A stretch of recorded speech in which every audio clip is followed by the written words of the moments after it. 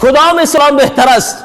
وقتی که پیامبر صلی الله علیه و سلم سوال میشن ای الاسلام خیر، کدام اسلام بهتر است؟ المسلم، پیامبر در جواب چی میگه؟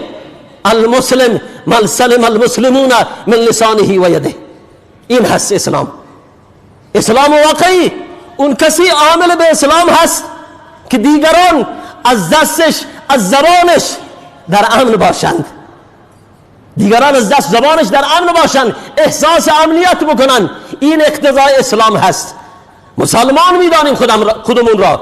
تنها اسلام خلاصه در عبادت نشده، تنها اسلام خلاصه در نماز نشده. اسلام مجموعی از اعمالی که پیامبر صلی الله علیه و سلم به عنوان قانون، به عنوان شرع از جانب الله متعال برای انسانیت آوردن و در همچنین ایامی الله متعال اعلام کردن بر پیامبر صلی الله علیه و سلم الیوم اکملت لکم دینکم و اتممت علیکم نعمتی و رضیت لکم الاسلام دینا.